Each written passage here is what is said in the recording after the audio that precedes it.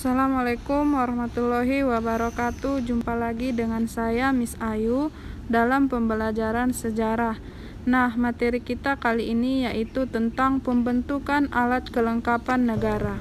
Setelah proklamasi kemerdekaan, PPKI menggelar 3 kali sidang yang berlangsung dari tanggal 18 sampai 22 Agustus 1945 untuk melengkapi alat kelengkapan sebagai sebuah negara. Yang pertama, sidang PPKI yang pertama, tanggal 18 Agustus 1945. Pada tanggal 18 Agustus 45, PPKI menggelar sidang. Sidang ini sekaligus sidang pertama PPKI setelah dibentuk pada masa Jepang. Pada hari pertama ini, sidang berhasil mengeluarkan beberapa keputusan. Antara lain, 1. Pengesahan UUD. Pada tanggal 18 Agustus 1945, PPKI melakukan sidang yang menghasilkan persetujuan dan pengesahan UUD yang kemudian dikenal sebagai Undang-Undang Dasar 1945. Selanjutnya, sebelum konsep itu disahkan, atas prakarsa Muhammad Hatta, berdasarkan pesan dari tokoh Kristen dari Indonesia bagian timur, sila pertama dasar negara yang tercantum dalam pembukaan UUD 1945 yang berbunyi, ketuhanan dengan kewajiban menjalankan syariat Islam bagi pemeluk-pemeluknya, diubah menjadi ketuhanan yang Maha Esa. Rumusan itu telah dikonsultasikan Hatta kepada pemuka Islam seperti Ki Bagus Hadikusumo, Wahid Hasyim, Kasman Singodimedjo, dan Tengku Muhammad Hasan. Kemudian yang kedua, pemilihan presiden dan wakil presiden.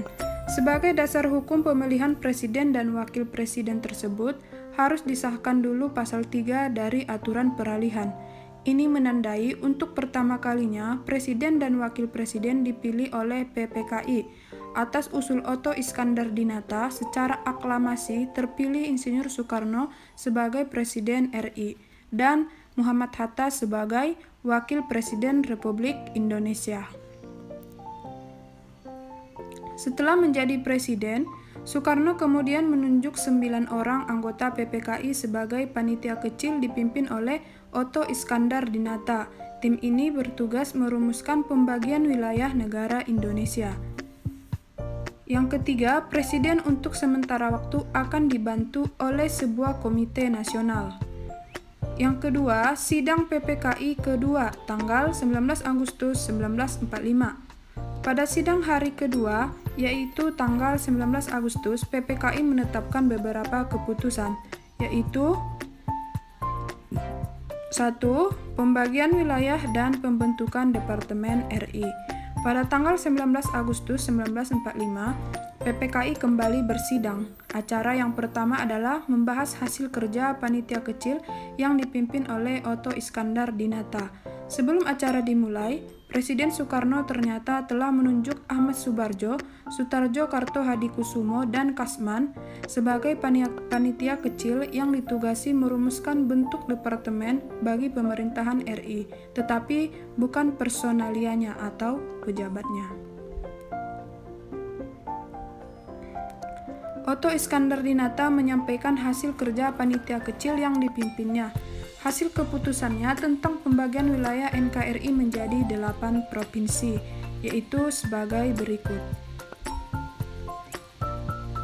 Jawa Barat, Jawa Tengah, Jawa Timur, Borneo, Sulawesi, Maluku, Sunda Kecil, dan Sumatera. Di luar itu, masih ada tambahan 2 daerah istimewa yaitu Yogyakarta dan Surakarta.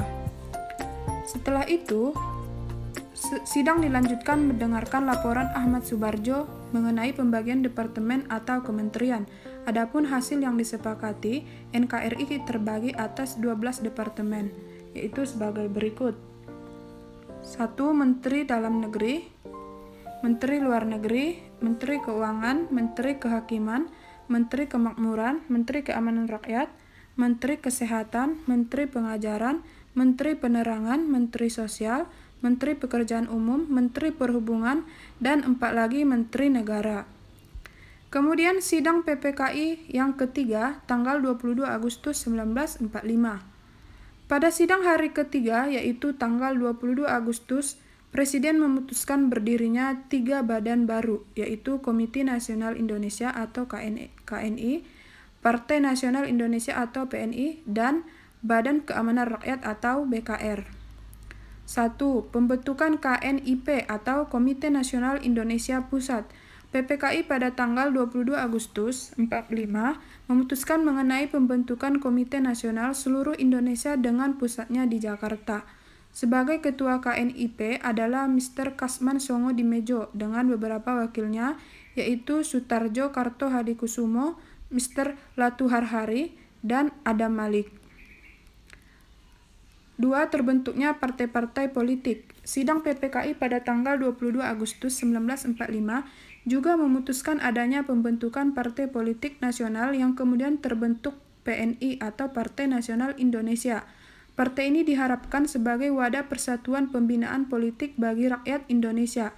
BPKNIP mengusulkan perlu dibentuknya partai-partai politik yang kemudian ditindaklanjuti oleh Wakil Presiden dengan maklumat pada tanggal 3 November 1945.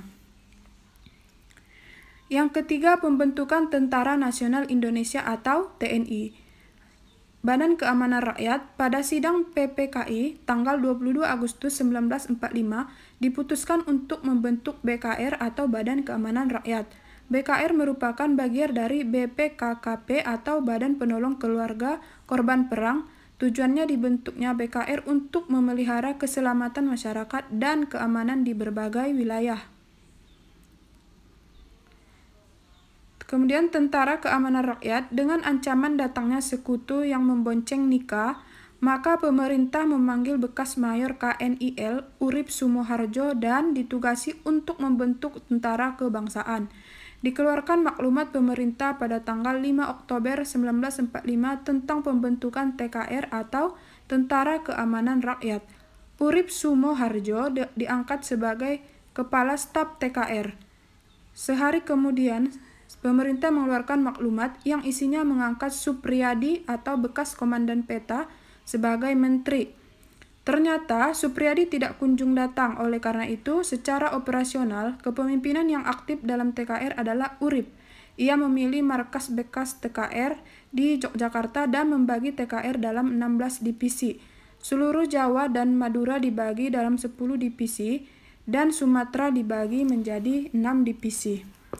Mengingat Supriyadi tidak pernah muncul, maka atas prakarsa markas tertinggi TKR, pada tanggal 12 November 1945 diadakan pemilihan pemimpin tertinggi TKR yang baru.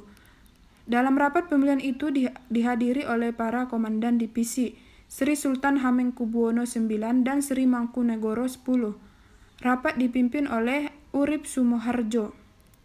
Dalam rapat itu disepakati untuk mengangkat Kolonel Sudirman, Panglima Divisi 5 Banyumas sebagai Panglima Besar TKR dan sebagai Kepala Staf. Disepakati mengangkat Urip Sumoharjo.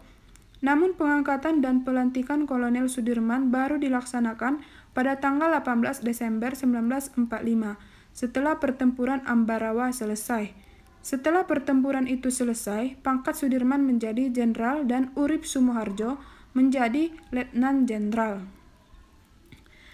C. Dari TKR TRI ke TNI. Atas prakarsa markas tertinggi TKR, pemerintah mengeluarkan penetapan Pemerintah Nomor 2 Strip SD 1946 tanggal 1 Januari 1946. Isi dari penetapan pemerintah itu adalah mengubah nama Tentara Keamanan Rakyat menjadi Tentara Keselamatan Rakyat.